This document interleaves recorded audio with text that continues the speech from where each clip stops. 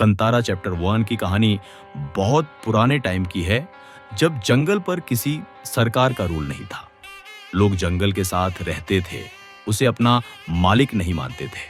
जंगल उनके लिए माँ जैसा था, जो खिलाता भी था और बचाता भी था।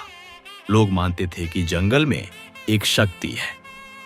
ये शक्ति भगवान जैसे नहीं, बल्कि रक्षक जैसे काम करती थी। इसी शक्ति को पंजुर्ली और गुलिगा दैवा कहा जाता था। जब कोई जंगल के नियम तोड़ता था, तो ये दैवा उसी या डिलेट्स की हद में न रहो। धीरे धीरे बाहर की दुनिया यहां पहुंचती है।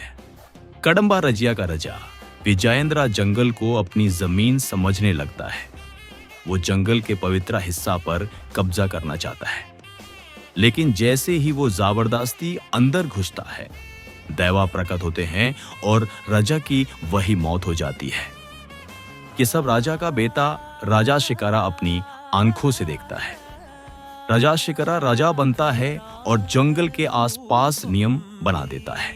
बाहर से बोलता है जंगल सुरक्षित है, पर अंदर अंदर रजिया जंगल का फायदा उठाता रहता है। इसी जंगल के पास एक पवित्र कुआं होता है। एक दिन उस कुआं से एक छोटा बच्चा मिलता है।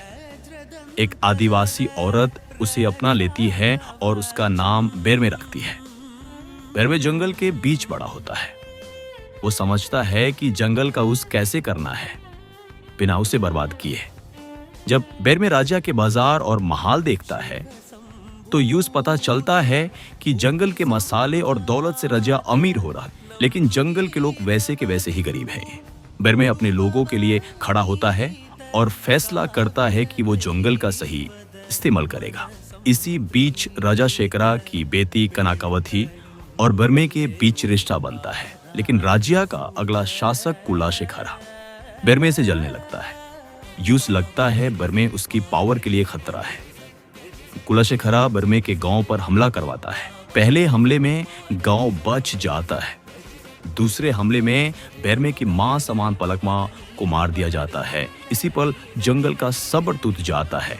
गुलिगा दैवा प्राकट होते हैं और बेरमे के अंदर आ जाते हैं। बेरमे दैवा का रूप ले लेता है और कुलाशेखरा को उसके किए की सजा मिल जाती है। जंगल का नियम फिर से चल पड़ता है। इसके बाद राजा और धर्म के नाम पर दैवा की शक्ति को कंट्रोल करने की कोशिश होती है, लेकिन दैवा किसी के कब्जे में नहीं आते। अंत में चवुंदी दैवा प्रकट होते हैं और लालच का पूरा अंत होता है। आखिरी सीन में बेरमे पवित्र चिकवान में उतर जाता है और गायब हो जाता है। लोग समझ जाते हैं कि बेरमे अब सिर्फ आदमी नहीं रहा, वो जंगल का रक्षक बन चुका है। लेकिन असली सवाल यहीं से शुरू होता है, क्या बेरमे सच में जिंदा है? क्या दैवा का चक्कर यहीं खत्म होता है?